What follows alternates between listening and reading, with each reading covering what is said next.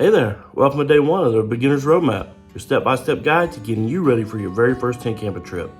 Over the next 7 days, I'm going to walk you through everything you need to know to go from never camped before to confidently setting up your tent and enjoying the outdoors. Today, we're starting with the most important first step, how to find and pick a campsite. So grab a notebook or listen in. Let's get started.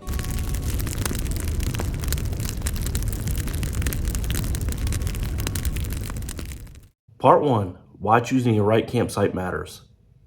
When you're new to tent camping, picking out a campsite can kind of feel overwhelming. Believe me, I get it. But here's the thing, picking the right campsite can make or break your first experience. The wrong site might leave you exhausted, frustrated, and just not wanting to go tent camping ever again. The right site? Well, that's where the memories will be made. It'll leave you feeling relaxed, safe, and excited about your next tent camping trip. So today, I'm going to walk you through exactly how to pick a beginner-friendly campsite for your comfort level. Part 2, decide what type of camping you want.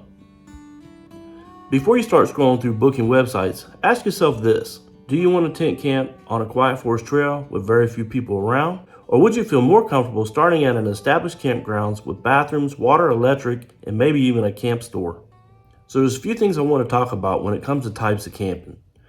I want to explain some of the differences. For example, let's talk about dispersed camping. Dispersed camping, pretty much you're going to be able to drive down a road and pull off just about any place that you can camp. Problem with that is, number one, it could be safety. You're going to be in the middle of nowhere with nobody around.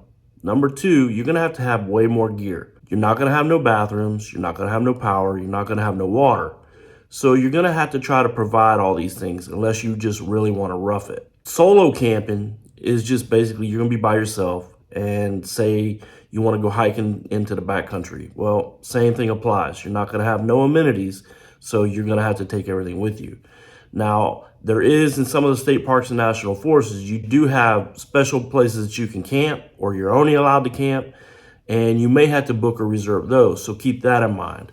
Then you got car camping. Car camping, can go as far as like overlanding. You got tents that go on your vehicles, or you're sleeping in your vehicle. So that gives you more opportunities to bring more stuff with you. But again, if you're in like dispersed area, then you're going to need to have all your supplies with you at all times. Now, that brings up another thing. If you're out hiking or out fishing, you've got all your gear at your vehicle. So that brings up the opportunity for others to take your stuff. The third thing I want to talk about would be just regular tent camping, in a regular campground. But you have to keep in mind, most of them have tent pads. Some of them don't.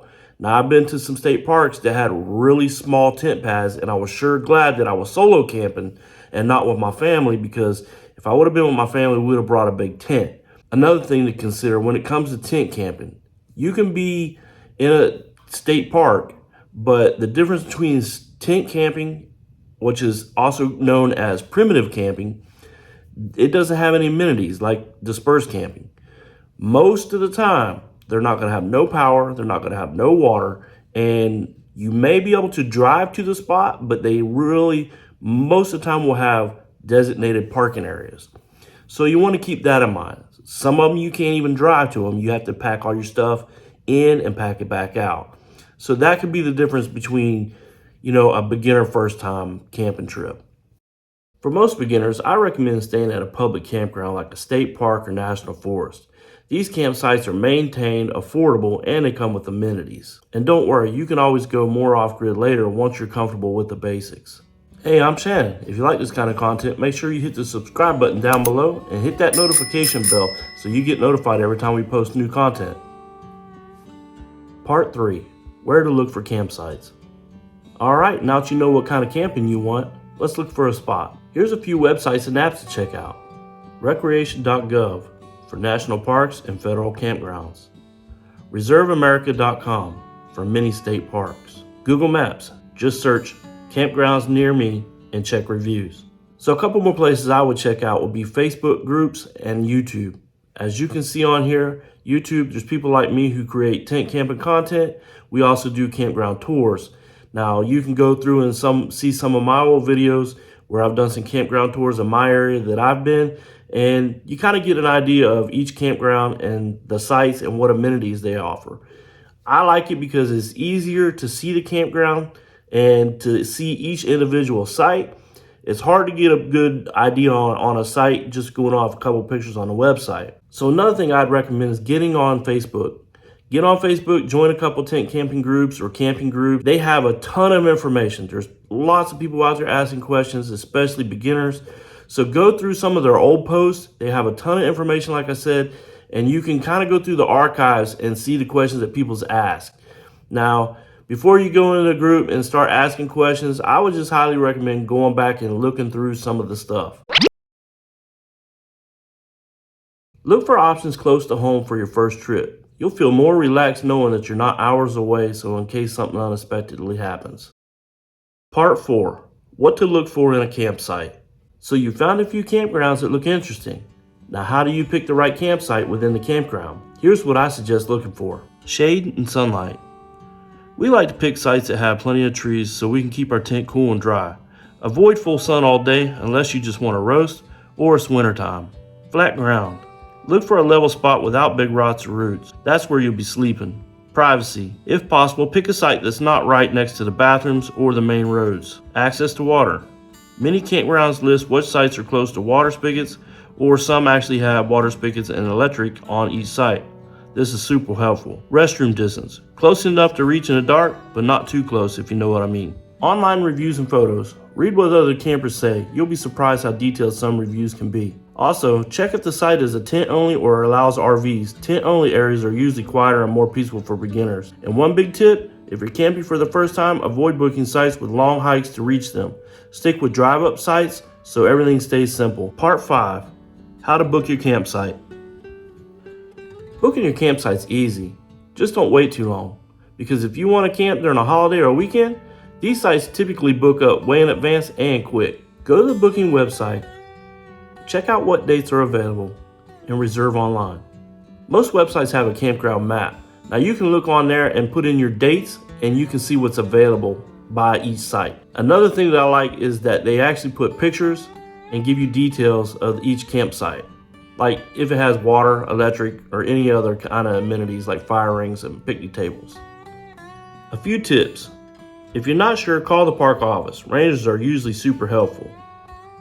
Always write down your confirmation number and any rules the site has, like check-in times, quiet hours, and fire restrictions. Print or screenshot your reservation, just in case you lose service when you get there. Part 6. My personal advice. Here's my personal advice after years of camping. Start simple. Find a spot with the basics, a flat place to pitch a tent, clean water, and a bathroom nearby. Look at the weather ahead of time. Now I know it's hard to try to plan the weather, but you want to try to avoid storms or freezing temperatures if you can for your first time out. Don't overthink it. It's about getting out there and not getting it perfect. So here's your day one homework. Choose what type of camping you want to try, develop campground, or something more basic.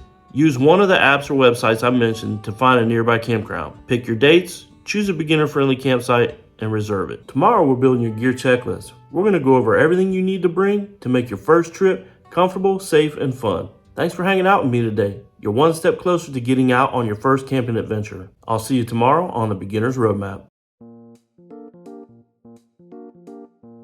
When you're new to tent camping, picking out your very first campsite, or would you feel more comfortable starting at an established campground with bathrooms, hot water, electric, and even maybe a camp stove? Camp stove? What the heck? Yeah, a camp store. Most campgrounds have a map. Now you can go in and put the specific